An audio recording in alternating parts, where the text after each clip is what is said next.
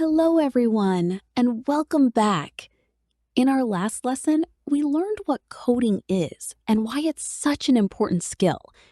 Today, we're going to answer a question that many people have asked at some point. How do websites actually work?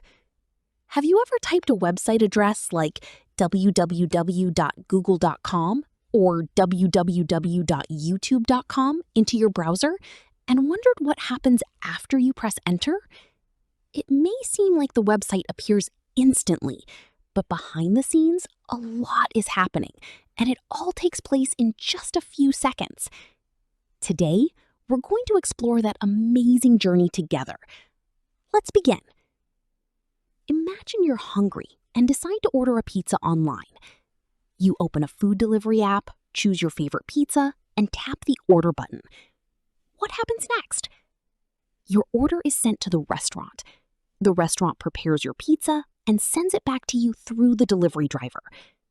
Websites work in a very similar way. Instead of ordering pizza, you're requesting a web page. Instead of a restaurant, there's a computer called a server. And instead of a delivery driver, the internet brings the information back to you. Let's look at each part of the journey. The first part is you. You're called the user because you're the person using the website. When you open a website, you usually use a program called a web browser.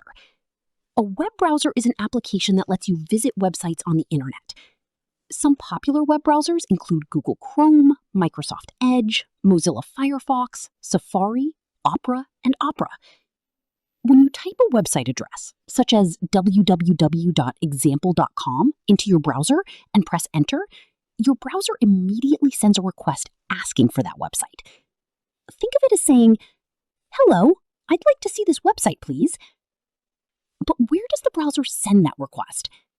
It travels across the internet. The internet is a huge network that connects billions of computers around the world. You can think of it as a giant digital highway where information travels from one place to another at incredible speeds.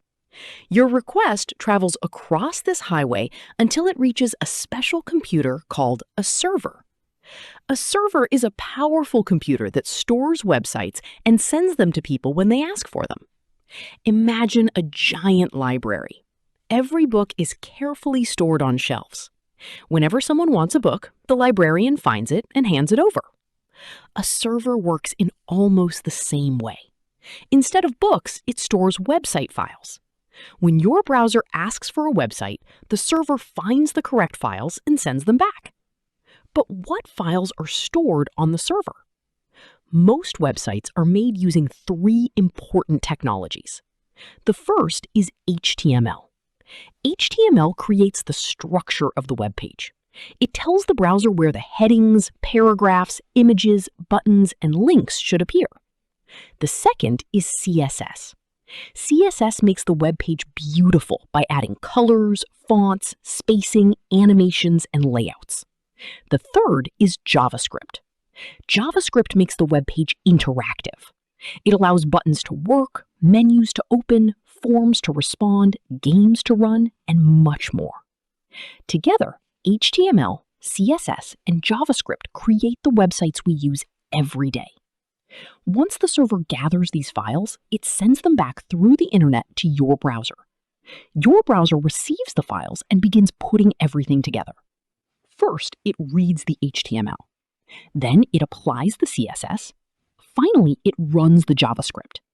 Within a second or two, the web page appears on your screen. That's why websites seem to load almost instantly. Let's review the journey one more time. You type a website address. The browser sends a request. The request travels across the internet. The server receives it. The server finds the HTML, CSS, and JavaScript files. The files travel back through the internet. The browser builds the web page. You see the finished website. Amazing, isn't it? Now, here's a quick challenge for you. Can you remember the three main files that every basic website uses? Take 5 seconds to think about it.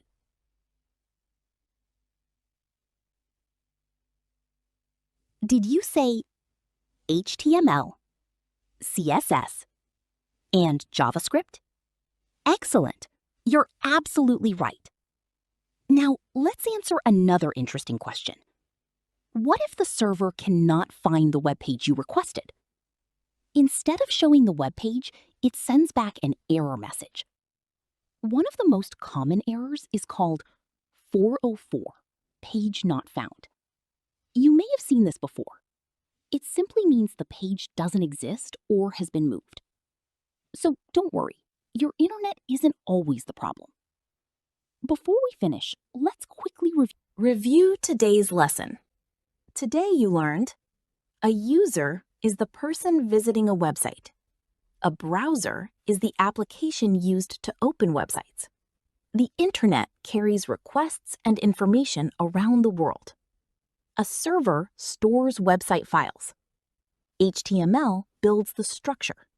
CSS adds style and design. JavaScript adds interaction. Your browser combines all three to display a web page. Fantastic work! In our next lesson, we'll install Visual Studio Code, the professional code editor used by millions of developers around the world. You'll learn how to create your first project, write your first lines of code, and view your very first web page. I'm excited to see you there. Thank you for watching. Keep asking questions. Keep practicing. And remember, every website you've ever visited started with just a few lines of code. I'll see you in the next lesson. Happy coding!